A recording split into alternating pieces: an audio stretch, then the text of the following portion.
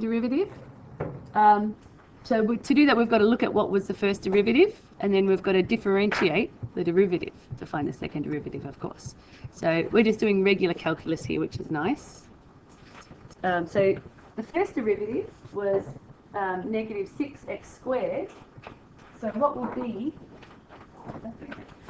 the second derivative, which we call, if it was g dash x, the second g dash dash x. Yeah, what would it be, Keisha? 12. You said her name properly. Close? It was negative. Yeah, negative 12x. Negative Yeah. 12x. You're right, yeah, negative 12x. Yeah. Okay, There you go. So that one was nice because that was a regular polynomial. So notice, remember we use that notation g dash dash x for the second derivative. And if the first derivative of the next one was 12x squared plus 24x minus 36, what would be the thingamajig? I might do it down here. F dash dash x. But exactly you have to write about that. 24x plus 24. Okay, 24x plus 24. So these are nice ones to get the second derivative of. Kind of nice questions you look for in exams. There's the next one, a bit more awkward. The next one, that's why we'll probably use all this space to do the next one, because the first derivative of that one was negative 14x over x squared minus 16 all squared. I might just write that on the side. dy dx, so you can see it here. dy dx for the first one was negative 14x over x squared minus 16 all squared. So unfortunately, that's a function divided by a function again. So what do we have to use for that kind of one? Quotient rule, yep. So we need to use the quotient rule for this one. U dash B That's it, yes. plus B dash U minus. Yep, minus. Minus B dash U over G squared. That's it. So this is good because it's reminding us of that calculus stuff last year. So the quotient rule, in which case it's going to be u dash b, as you said, minus b dash u over b squared. And this one's u, this one's b. And then remember to find the second derivative, you use that funny notation. It's going to be, eventually it's going to be d squared y over x squared. That was what I picked up last year. So instead of dash dash x, for the second derivative we'll say d squared y dx squared. But I might wait till I've got my final answer to say this thing equals the final answer. Because there's a lot of messing around we've got to do now with the quotient rule. So we probably need to write out. I remember my little favourite way, it's up to you how you set yours out. I like to write out what's u dash, what's b dash. Wait, that's okay. So u is just Wait, so yeah. we're finding the second derivative. Yeah, we're differentiating the derivative. That's the first derivative, yeah. And now we're finding the second. And for the second derivative, these kind of notations are easy enough, but when it's dy dx, then you write d squared y over dx squared. That kind of stuff. I think there's an example of that in the formula book. It is, I'll just look at it. Yeah, they don't use that notation in the formula book, but they use that. So that might help if you forget. Yeah, we're writing out what it is. So that's negative 14x, the board's going to be crazy again. And so what would be u dash? Good, yeah, negative 14. Nice number at least, which is going to be helpful. V is this whole bottom. X squared minus 16 all squared. How do I get v dash? Yeah, so in order to differentiate, to find b dash, you might want to expand that. Yeah. So we could say, what is x squared minus 16 times x squared minus 16? Well, if you did all that, what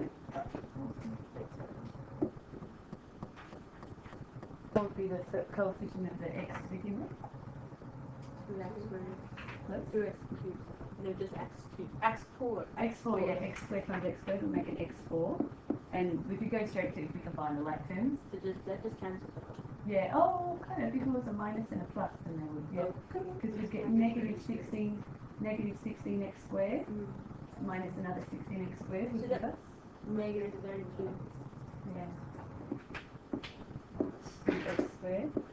And what's 16 times 16, or minus 16 times minus 16? 236? 236, yeah, that sounds good. So the purpose, so b squared, b we can leave as that, but this, I put it like this so that we can, it's going to be easier for them to find b dash. So what's b dash going to be? Let's do the b. Yeah, so b dash equals 4, did you say? 4x cubed. Yep, 4x cubed. But yeah, minus 64x. Okay, so we've got u dash v, different styles of v, and v dash. Wait, why is it 4x cubed and not 4? Why do you put 4 stuff? Oh, You sorry. put in 2. Yeah, you're right, I do. You're right, it's 4x cubed. 4x cubed minus 64x. You got now. Okay, so 4x cubed This thing out here. minus 64x. Yeah, now we've got to put these into the green formula, and we generally just kind of simplify the denominator, the numerator. So d squared y dx squared equals, put it all in. So u dash v dash times v. So I'm going to probably, I'll do it all in green. So negative 14 is u dash. V is x squared minus 16. Crazy. That's negative 14. Wait, bracket. I'm just Can you confused. just do the expanded one? Yeah, you could. Yeah, you could do the expanded one. That might be a good idea actually, if you prefer. Then you, because eventually you're going to have to expand and simplify and all that kind of thing anyway. So that's a good point. When I initially did it, I didn't do that. So I think what Kerry just suggested is better. So I'm just confused as to what you're substituting in. Oh yeah, u dash v is what we're Oh, doing so now. that's just Oh, sorry, no. Yeah, u dash was negative 14, and we're timesing it by v. We So- could have times it by that, but maybe it makes more sense. so the we're using the so we're substituting d2y over dx is equal to u dash v like that kind of thing. Yeah, that's It means the second derivative. But we're Yeah. still using the equation rule, so we're still substituting it into the equation rule. yeah, totally. Yeah, maybe it makes more sense if I also write up here d squared y over dx squared. Because that might make sense. So, because that's the quotient rule up there. Yeah, that's And so now that makes more sense, yeah. So now we're going into actually sucking into the quotient rule here. How many hours? Space, how many? And then because we've got to do minus v dash u. Messed up, eh? Should have done it below. I don't even know how this is I'll just redo it. Sorry, let's do it because I'm going to need more space across here. That's all. Yeah, you don't change anything you've done. Dx squared equals. There you go, so minus 14. Sorry about that. If you want to just go and curve it down. 14. 4 minus 32x squared plus 256. And then minus v dash u. So minus, I'm going to put minus, it's negative 14x multiplied. I'm doing u v dash just because that's easier to put together.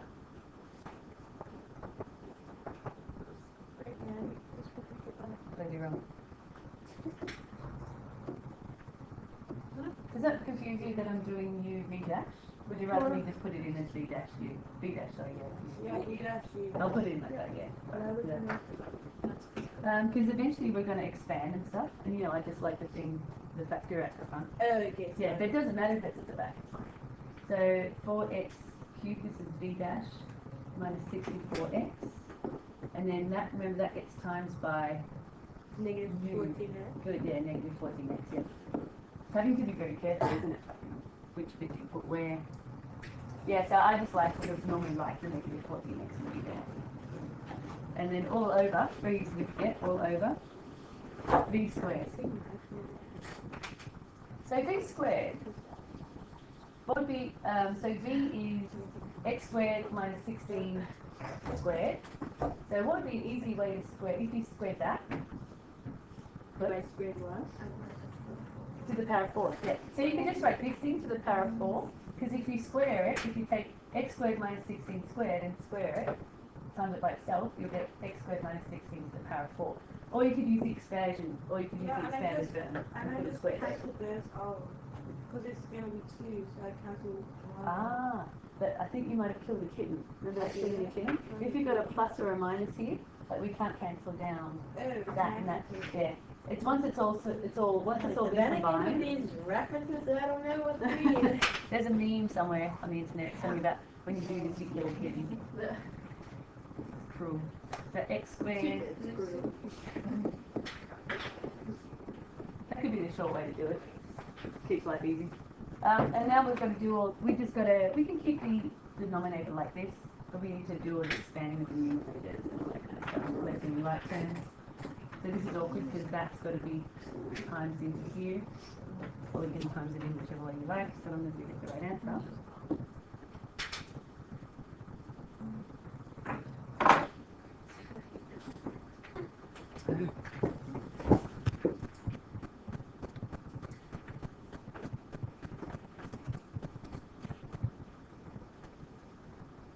It's going to be a bit of messing around. Feel free to try yourself first and we'll see if you get the same.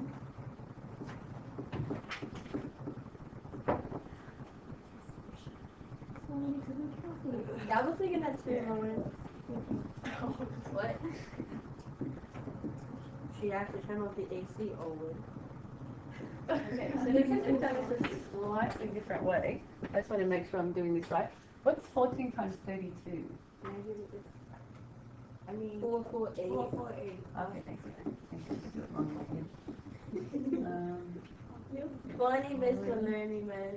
What's 2256 times negative 14? 3584.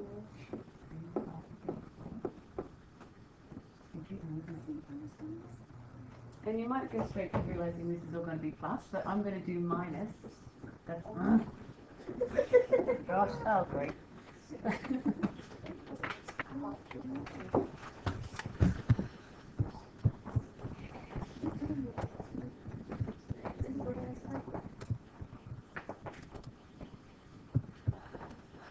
Okay, cool. So minus, that's a minus, and I'm going to put it all in brackets.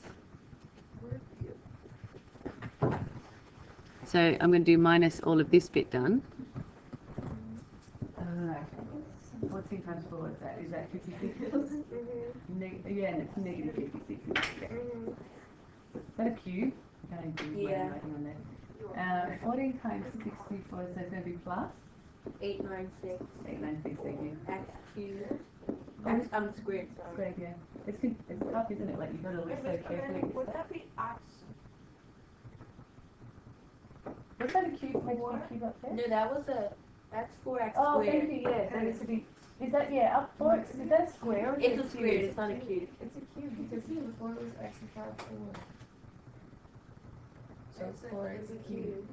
Oh yeah, it is. Is that a cube? I just can't read my own right, yeah. Okay, so this should be a 4, shouldn't it? Yeah. That's right, yeah, okay. So I'll change that to a 4. I'm just confused now. It is, this is up. Because this is, as I said, I didn't use the expanded form to begin with, so my answers aren't matching this one at this point. And then don't forget that it's also all over. I like to just go. I hate awful. There's so many numbers. No, I think it's a big mess of green. I'm just like, I know what it is. I hate questions like this, and especially when you have to check them over. Pretty good. It is pretty good. I would be so This could be an example of a worst case scenario probably for chain rule, not chain rule, for product rule. So then it's 1940, 4, plus 4. That's 4. It's 2 fours. Yeah, I agree. That's fine. That's a 448. Oh gosh. Is that a 4? Oh, wow. What's going on? in front No, of you? I'm just asking. No. It is 448. Yeah, what did I write? It looks like a stick. Yeah, I wrote 484. Something's gone wrong with my brain. Thank you. Yeah, it's 448. I was even looking at it and then wrote down the wrong one. I do that all the time. It's not weird. And like you were thinking, I was looking right at it and then wrote it down the other way. No, I have a cup of tea every morning. Plus 448. Crazy. Minus 3, 5, 8, 4. I think I did it. So it's going to be plus now. 56 x 4 minus 8 minus 6. That's great. All over.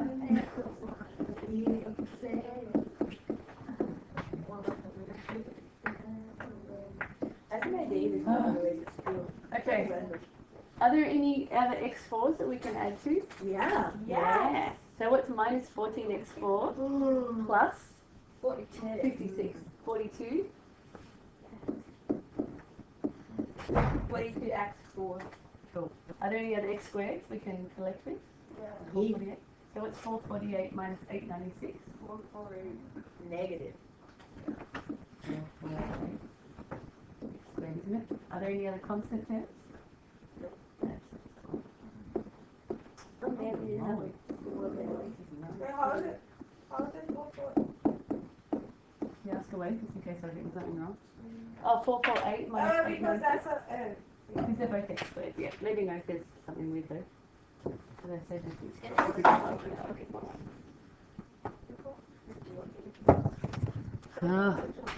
holy moly. Oh gosh. Out of interest, I would also see, are there any common factors? Can we take a common factor out of the top just to see if it factorizes down? 42. Is 42 a common factor to all of them? I don't know. So It could be. Let's see, does 42 go into 448? No, it doesn't. No, it doesn't. Oh, what about something like 4? Does 4 go into 448? Yes. It doesn't go into 42. Oh, yeah. Okay. We know for sure 2 comes out. What about 6? Why you take it from that angle? Yeah, does 6? No. Does 6 go in? It doesn't matter. What about 14? Does 14 go in? Yes. It does? Like where she shares on a regular. And 3, 5, 8, 4, will 14 go in there? Yes. What else could possibly go in there? 21? 28. 21. I don't think 28 would work. That's not all you need. Or 20. Oh, Oh, yeah, 21. I think it's 14. Think it's 14? Okay, let's go with 14. And we can always take out another factor up. Yeah, but that's just irritating. 14, which would leave us, what would be? I mean, of course it's 14 because before we had done this mess, everything was like 14. Oh, was it? Okay. Oh, of course that makes sense then, yeah. True. What? That's 3, right? 3 and then I have 4 8. Yeah, that's true. Minus, what's 448? Yeah, 448 divided by 14. 2.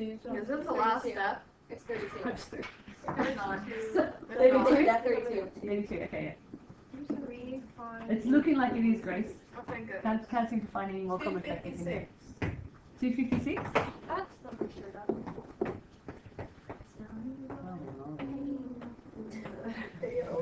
Yes, it is the last step. I mean, second last step. What? Second last, what? Because once you expand the bottom bit, it expands out into that same, like the 3x4 whatever, but like squared. So then you have to like, just have to just like cross out the squared. Let's do that. Seriously? And then it simplifies down. It does simplify down. Oh, it's in like Again? Yeah, because that little thing from the beginning, it was great. Was it 3 Was it 3x squared? What are you talking about? Like that x squared minus 16 when it was expanded above? X to the power of 4 minus 2x squared plus 256. Yeah. It was x4 minus. 32x squared. We're offside factor. So if we had that instead. Yeah, I don't think it cancels out. Thank goodness, I really don't want it to cancel out. Because that square is going to be a different answer. Yeah. Yeah, and oh, hang on. Yeah, I see what you mean. Yeah. If this is it definitely?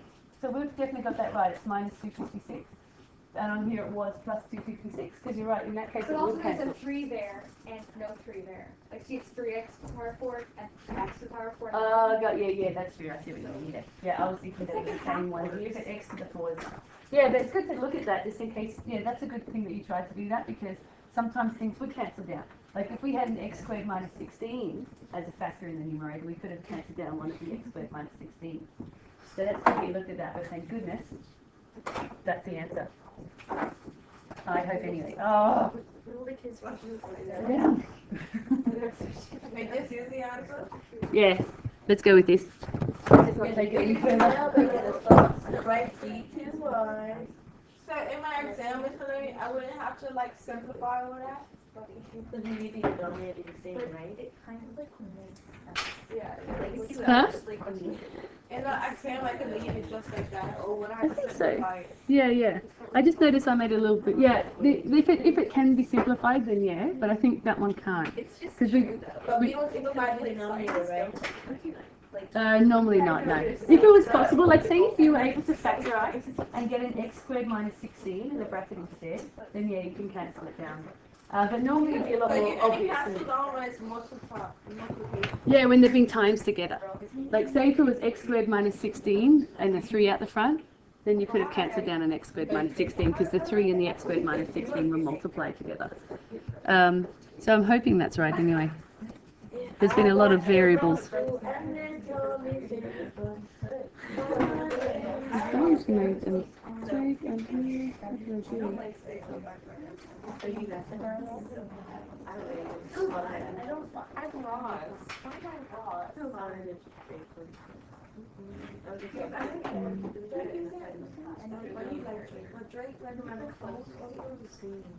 No, jumps on your arm and he estimated about and he brings out his honest out and he's going to Okay, I had a slightly different answer when I did it the unexpanded version, but I might have subbed in something wrong. So we'll just leave it at that for now, and I'll get back to you if it's something slightly different. Because when I left it as x squared minus 16, I did cancel things down. But I might have subbed something in wrong, I think, at some point. I'll check. Okay, so this is another awkward bit. Use the second derivative, holy moly, to find the intervals over where the functions are concave up. So concave up, meaning like smiling, or concave down. So this is a thing called concavity. Like, is it smiling? Is it frowning? Basically, concave down just means it's frowning. Concave up means it's smiling. Oh, there's 3 of them. Oh yeah, it's a bit messed up. So one thing we might want to remember, and we've got to use a second derivative, so maybe I'll just write at the top what the second derivatives were again. Let's just remind ourselves. G dash dash x was negative 12x, wasn't it?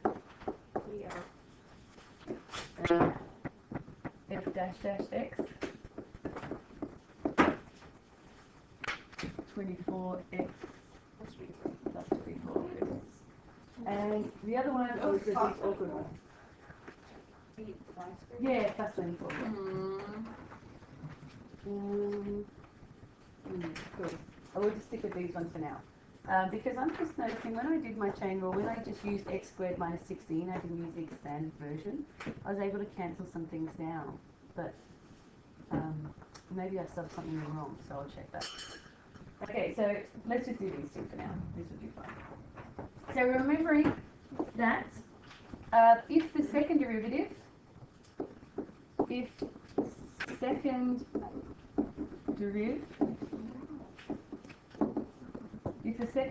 is greater than 0, then it's smiling. So remember, if the second derivative is positive, it's concave up.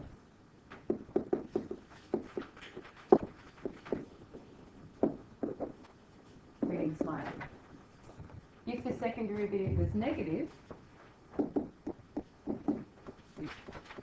less than 0, it's concave down.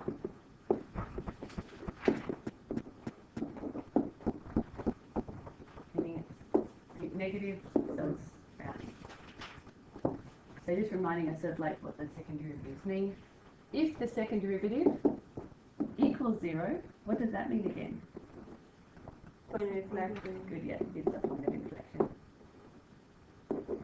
POI. The POI, as in like, remember points of inflection, like, you know, the snaky kind of thing. Or that kind of. So point of inflection.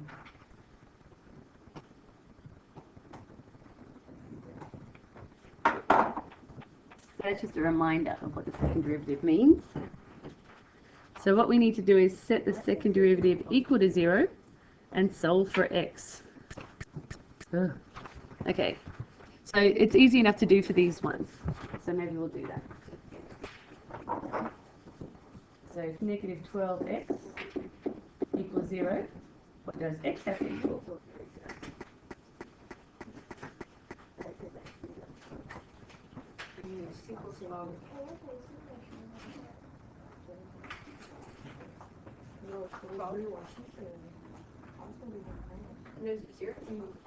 Maybe, should I write it a little? Yeah, it's 0. Yeah, it is. So maybe some people are a bit confused because they didn't hear what I said. So alright, so set the second derivative equal.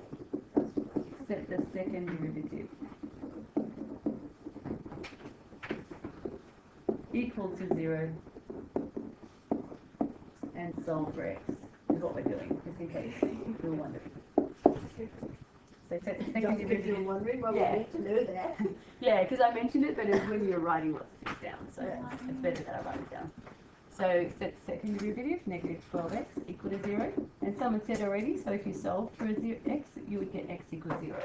Because 0 divided by negative 12 is 0. Good. Is it really Basis. Yes.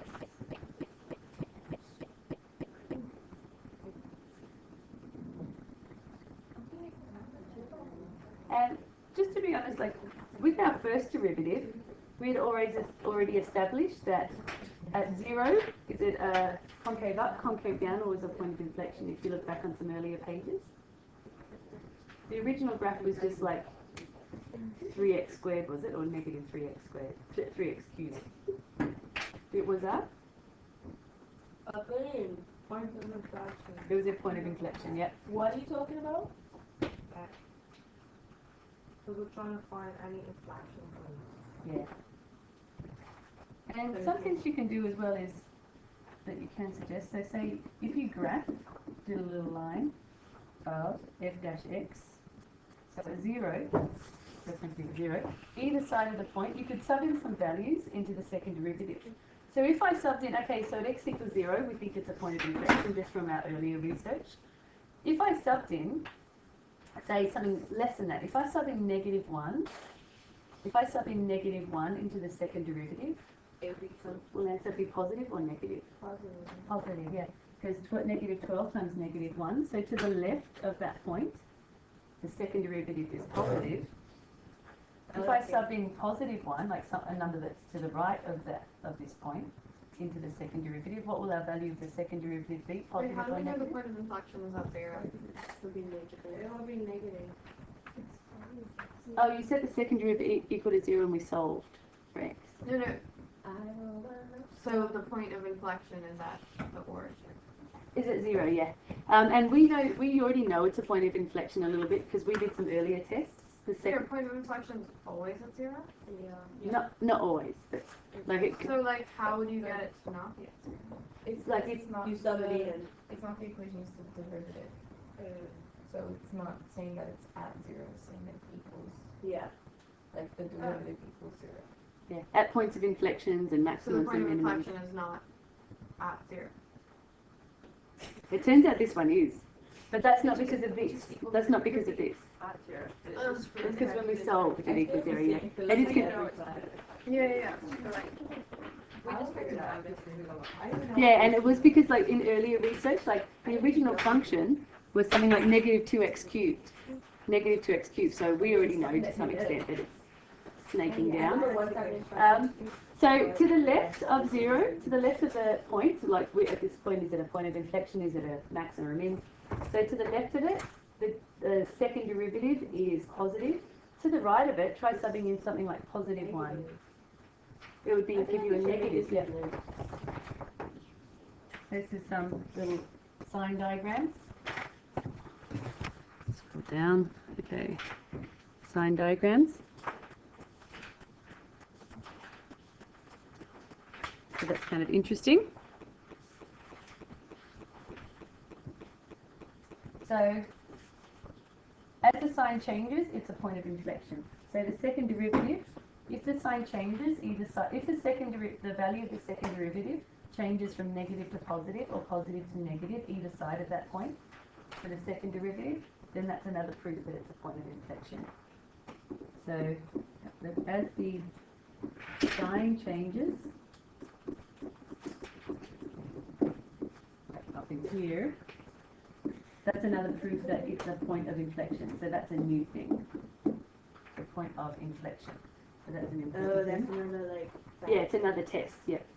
So another test that it's a point of inflection is the second derivative, and you set it equal to 0 to find where the point is, and to test if it's a point of inflection or not, you sub in something to the left of it, and like x is -1, something to the right of it, in this case x is +1, to test if the sign changes.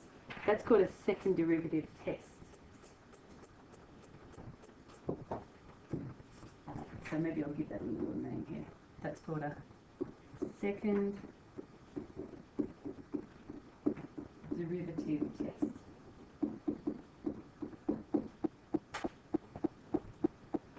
So that was easy enough to do, as in like it was easy to sub in -1 into the second derivative, easy to sub in positive, and then make a little sign diagram.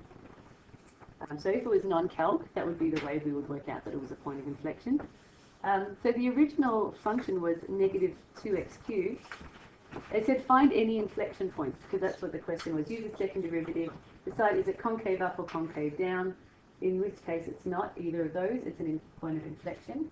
So we've proven with the second derivative test that it's a point of inflection because the sign of the second derivative changed, either side of it.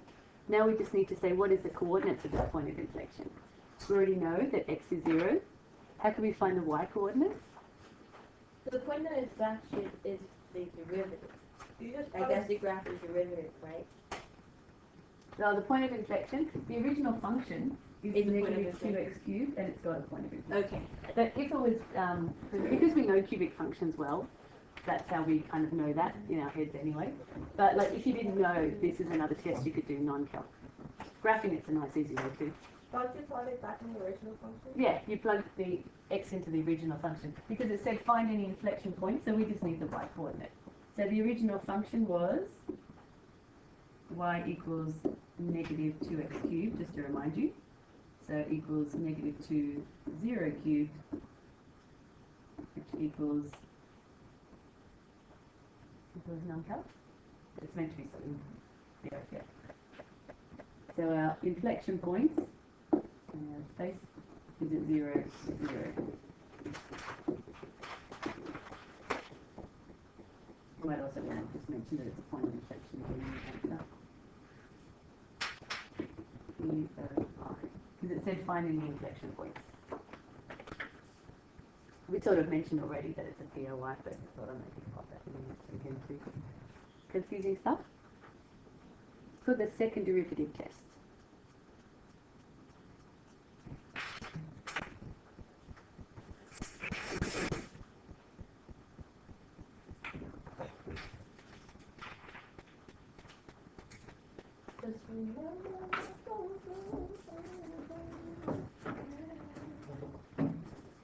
Okay. Then we might just do the second one. Doing the first one. Okay. Yeah, and the third one. Okay, so this, let's see. The second derivative of the other one was 24x plus 24. So we've got to go 24x plus 24 equals 0. Then we're meant to solve for x. How would we solve for x here? Oh, what did we do? What does it say, Miss Melanie? So the second X derivative is equals this. -1. It does, yeah. There are ways you can solve it. You could, what were you going to say, Sarah? Me? Oh, sorry, I thought you said negative 24, that's meant to be. 24x equals negative 24, you can solve it this way. X equals negative 24 divided by 24, which just takes space up the same as 1. Which becomes 30%. So for x equals negative 1, let's do a sign diagram like we did here to see if the sign changes either side of this point by subbing in an easy number into the second Can derivative. we find a negative 1 or 0? Something to the left of this point and something to the right of it. Okay. Yeah, so we've got negative 1 is our point. Negative 1. And we're doing the second derivative, f dash dash x. By the way, that one should have been a g. I don't know. Doesn't matter too much. Okay, cool. So something to the left of negative 1, you could sub in negative 2. If you sub in negative 2 into this red second derivative, what's 24 times negative 2? Negative 48. Negative 48. Will just be negative 10. Yep, so we have negative here, negative sign here. If you sub in something to the right of it, you could sub in something like 0. 0 is easy. Yes, it'll be positive. With positive, yeah. So we've done a second derivative test. So what does that tell us about this point at x equals negative 1? Because it changes. Sign changes, so POI. X equals 0. No, you set the second derivative equal to 0. You said that But then if x is less than 0, it's Ah. down. That's f, not x, but That's it. f dash dash x is less than 0, yeah, yeah. we're doing one side of So the x is less than 0, so shouldn't it be concave down? But you just said that was the point. Oh, this is not the x. It's if f dash dash x is less than 0, it's concave down. So this is saying the x Not is if less x than is- 0, not the... Yeah, so we just made the f dash dash x. No, Yep. we made it, So it's 0. So it equals, it's a point of inflection. because we made it equal to 0. So Yeah, then when you solved it, it wasn't equal to 0, it's equal to negative 1. So it's like, it says equal 0 at the top, but when we solved it, it didn't equal 0, it equaled negative 1. So that's, So we're always making it a POI? No, not always. but it just says find any inflection points. So you Yeah, just because it said find any inflection points. It is confusing, isn't it? It's tough So stuff. what when does that come in? The greater than or less than 0? Ah, this bit. Yeah. So we're just assuming that these all have inflection points? No, but we're looking for them. We're sort of looking for some. One of the main indicators is that the sign changes. So you know before we thought it was equal to 0, but then this one is that it's not always. So like the main indicator is that the sign changes. That's how it is the POI. But if the sign didn't change, then it wouldn't be. What will it look like if it's concave down? Then what would it look like if it's positive, positive? Like what would you do after that? If it's positive, If positive. it's positive, positive on both, Oh, okay, yeah. what will happen after that? That's a good point. It's either a maximum or a min, isn't it? Concave up or concave So down. this is negative and positive in relation to y values. Yeah, so what we, instead of saying equal to 0, Yes. last saying what we In the second derivative y values, yeah. Yeah. What's that, sorry? instead of saying less than 0 or equal to or greater than 0, will we say negative and positive? Because how will we know? Ah, yeah. So you could say positive for this one. If the second derivative is positive, it's concave up. If the second derivative is negative, it's concave down. If the second derivative is 0, it's a POI. So because of this bit, it's easy to do a quick test for a POI. So that's what I'm doing, is I'm doing a quick test for a POI. Okay. Yeah.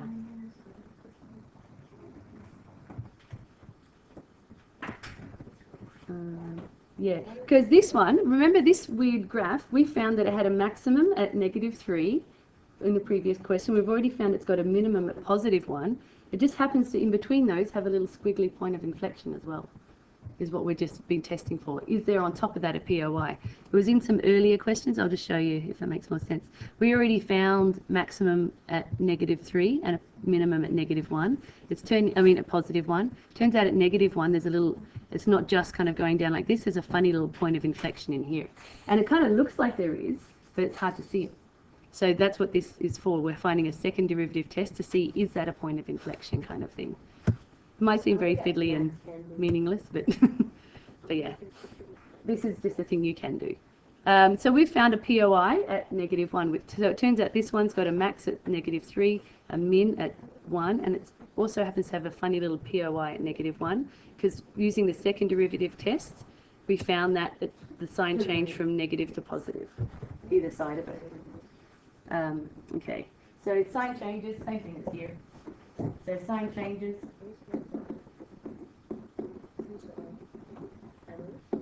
So at x equals -1, there is a POI. And they just say, fine, so we've found the x coordinate already. So we're just meant to say what its y coordinate is. So holy moly. So sign changes. So what we had to do is plug in. We don't have much space, do we? We'll do it, maybe we'll do it over here. We can use this space because you don't have enough space to kind of like do the other graph anyway. So we'll just keep doing this one over here. So it's a POI. So let's find its y coordinate. It's Halloween, like. So, It's really exciting. So like Pierre just said, to find the y coordinate, we sub in that x is -1 into the original function. So it was 4x cubed, so 4 times -1 cubed, plus 12 x squared, minus 36 times -1. And which one are you recording this? Yeah. Oh. Yeah, because it's some tough stuff to go yeah. And I think covering this away. Yeah. So -1 cubed is just going to be a negative.